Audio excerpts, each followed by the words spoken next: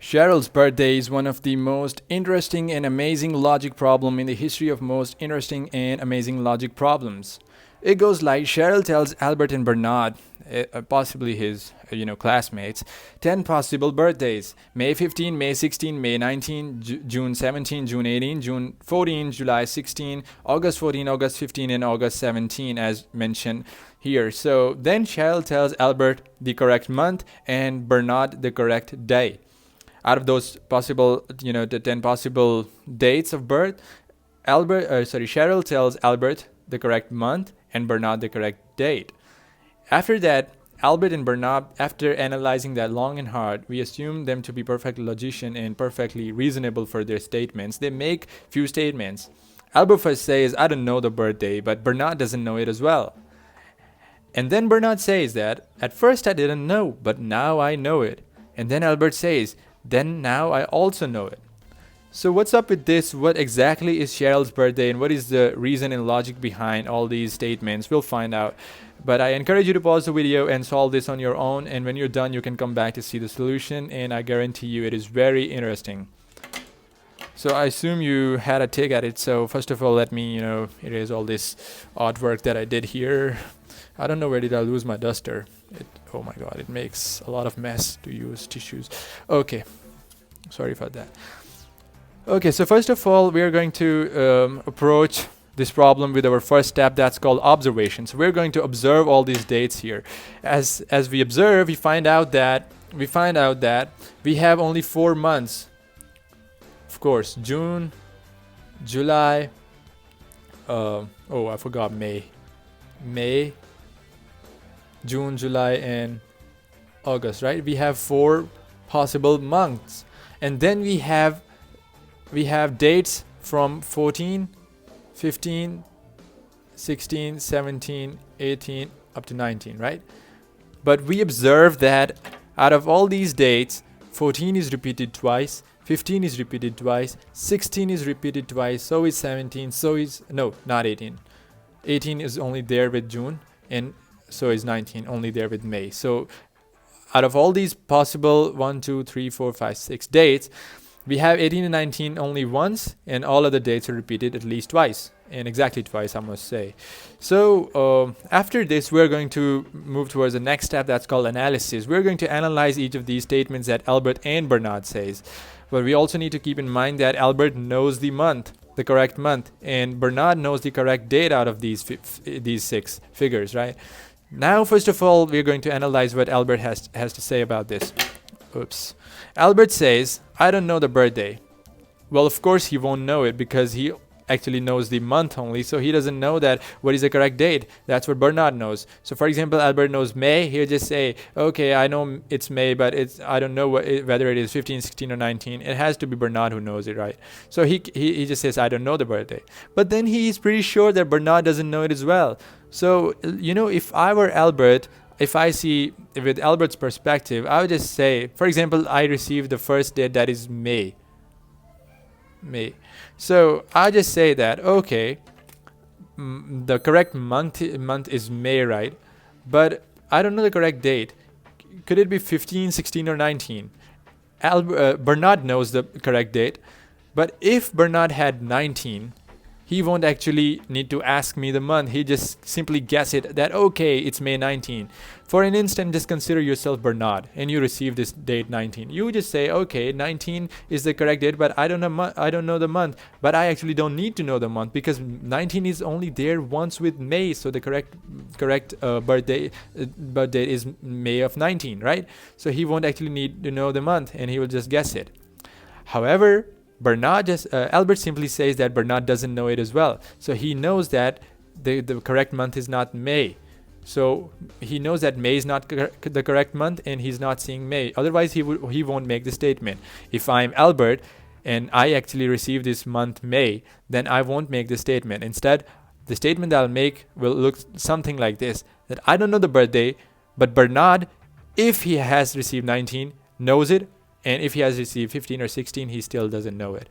But I'm pretty sure that Bernard doesn't know it as well. That means I do not receive May. Similarly with June, because June also has a day that is only once there. So if I receive June, I just say that, okay, I don't know the birthday, but Bernard actually knows it if he has received 18. He could know it if he has received 18, and if he has received 17, he doesn't know it because 17 is also there with August. So he would ask me the month.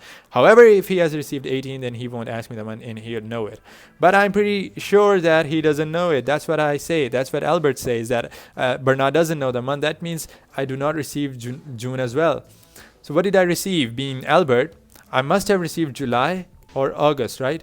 I couldn't have received any of May or June's, right? So July, because what's up with July is that if I'm Albert and I receive July, I just say that, okay, I don't know the birthday, but Bernard doesn't know it as well, because he could have received 14 or 16, but 14 is with August and 16 is with May as well, so he won't know the correct month. So I'll just make the statement that Bernard doesn't know it as well.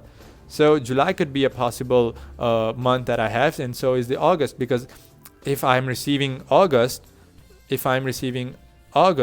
I just say that, okay, I don't know the birthday, but Bernard doesn't know it as well, because 14 is with July, August 15 is with May as well, and 17 is with June as well. So they are repeated twice, so Bernard won't actually know it. He'd need to ask me the correct month if he wants to know it. So I'll just make the statement that I don't know the birthday, but Bernard doesn't know it as well. Okay, so these, actually support our idea that the statement actually, after analyzing it, supports our idea that the possible months are July and August. So we are going to kick out May and June from our possibility list. So we only know that it is, only July or August, right? Bernard, similarly, after analyzing the statement, also knows it that May and June are not the possible, months. So Albert is only having July or August, right? So then he will say that, okay, if he is not having, this also kicks out the first, analysis also kicks out the possibility of being 18 and 19 being the birthdays, because they are with June and May, and we already kicked them out. So we're going to kick out 18 and 19. So we are only left out with only 4 possible days after the analysis of Albert's statement. Now we're going to analyze Bernard's statement. Bernard now knows that, okay, after just like we did, Bernard also did some analysis, and he says that, okay, May and June and 18 and 19, of course he knows 18 and 19 are not the dates, because he actually knows the correct date, but he now knows that May and June are not the correct months. So only July and August are the correct could be the correct months. So he just says that, let us analyze what he says. At first I didn't know. Of course he didn't know, but because at first he didn't know that he didn't know that Bernard is so sure that I don't know, and he did not do the analysis. And of course out of these 4 dates he didn't know, because they are repeated twice, so he didn't know what month is Albert having. So he said I don't know. He didn't know. So then he says, but now I know. So what makes him say that now he knows?